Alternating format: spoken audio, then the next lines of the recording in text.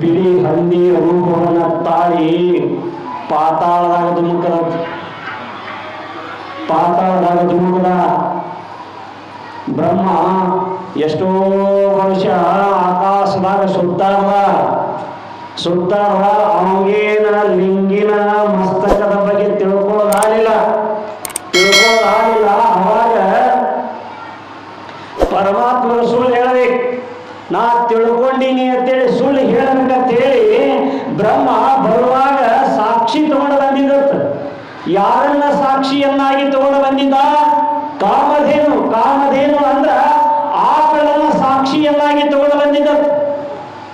ಪರಮಾತ್ಮನ ಮುಂದೆ ಸಾಕ್ಷಿ ಹೇಳಿಸುವುದರ ಸಲುವಾಗಿ ಆತನ ಏನು ನೋಡಿಲ್ಲ ಲಿಂಗಿನ ಮಸ್ತಕದ ಬಗ್ಗೆ. ಸುಳ್ಳನ್ನ ಸತ್ಯವನ್ನಾಗಿ ಹೇಳಿಸುವ ಸಲುವಾಗಿ ಆ ಆಕಳನ್ನ ಸಾಕ್ಷಿಯನ್ನಾಗಿ ಕರ್ಕೊಂಡು ಬಂದಿದ್ದ ಬ್ರಹ್ಮ. ವಿಷ್ಣು ಹಾಗ ಬಂದಿದ್ದಂತೆ.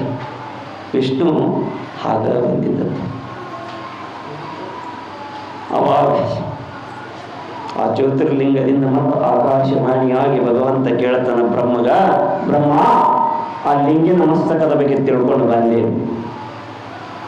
ಲಿಂಗಿನ ಮಸ್ತಕದ ಬಗ್ಗೆ ತಿಳ್ಕೊಂಡು ಬಂದೆ ಅಂದಾಗ ಬ್ರಹ್ಮ ಹೌದನ್ನ ಭಗವಂತ ಆ ಲಿಂಗಿನ ಮಸ್ತಕದ ಬಗ್ಗೆ ನಾವು ತಿಳ್ಕೊಂಡು ಬಂದೀನಿ. ಬೇಕಂದ್ರೆ ಈ ಆಕಳಿಗೆ ಕೇಳ್ರಿ ಅಂದಾಗ ಭಗವಂತ ಆಕಳಿಗೆ ನೋಡು ಬ್ರಹ್ಮ ಲಿಂಗಿನ ಮಸ್ತಕದ ಬಗ್ಗೆ ತಿಳ್ಕೊಂಡ ನೀನು ಅಂದಾಗ ಆಕಳ ತಲೆ ಅಳಗ್ಯಾಡಿಸಿ ಖರಿ ಹೇಳ್ತತಿ. ಬ್ರಹ್ಮ ಲಿಂಗಿನ ಮಸ್ತಕದ ಬಗ್ಗೆ ತಿಳ್ಕೊಂಡಂತೇಳಿ ಖರಿ ಹೇಳ್ತತ್ತ. ಬಾಳ ಅಳಗಾಡಿಸಿ ಆ ಬ್ರಹ್ಮ ಲಿಂಗಿನ ಮಸ್ತಕದ ಬಗ್ಗೆ ತಿಳ್ಕೊಂಡಿಲ್ಲ ಅಂತೇಳಿ ಸತ್ಯ ಹೇಳ್ತತ್ತ. ಬಾಳಿನ ಮುಖಾಂತರ ಆ ಲಿಂಗಿನ ಮಸ್ತಕದ ಬಗ್ಗೆ ಅವ ತಿಳ್ಕೊಂಡಿಲ್ಲ ಅಂತೇಳಿ ಬ್ರಹ್ಮದ ಭಗವಂತಗ ಆಕಳ ಹೇಳ್ತತ್ತ.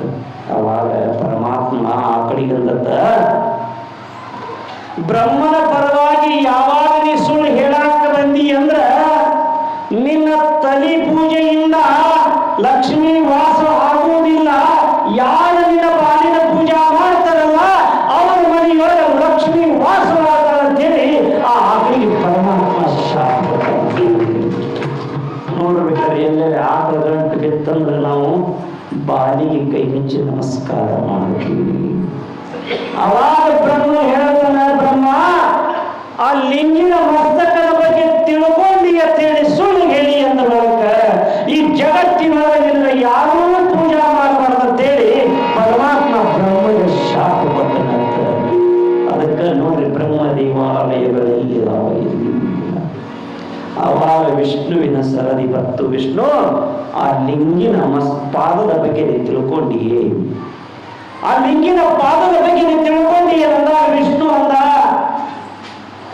ಯಪ್ಪ ಪರಮಾತ್ಮ ಆ ಲಿಂಗಿನ ಪಾದದ ಬಗ್ಗೆ ನಾ ಎಷ್ಟು ವರ್ಷ ತಿರುಗಿದ್ರು ಸಹಿತ ಆ ಲಿಂಗಿನ ಪಾದದ ಬಗ್ಗೆ ನನಗೆ ತಿಳ್ಕೊಳಕ್ಕಾಗಿಲ್ಲ ಅಂದ ವಿಷ್ಣು.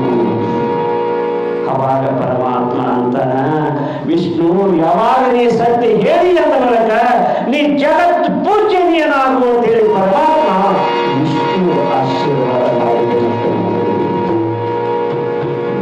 ಏನಂದ್ರ ಲಿಂಗಿನ ಮಹತ್ವ ಅಂತಿಂತವರಿಗೆ ತಿಳಿದಿಲ್ಲ ಅಂದ ಬಳಿಕ ವಿಚಾರ ಮಾಡಿ ಆ ಲಿಂಗದೊಳಗೆ ಎಷ್ಟು ಮಹತ್ವ ಅದ.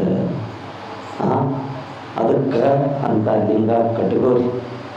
ಅದಕ್ಕೆ ಮನ್ಮಥ ಸ್ವಾಮಿಗಳವರಾದ್ರೆ ಹೇಳ್ತಾರೆ, ಲಿಂಗ ಹಾಚಿ ಜಯ ಹಾಚಿ ಪ್ರಾಣ ತೋ ಹರ ಹಾಚಿ ಸೋಡಿ ಪ್ರಾಣ ಅಂದ್ರೆ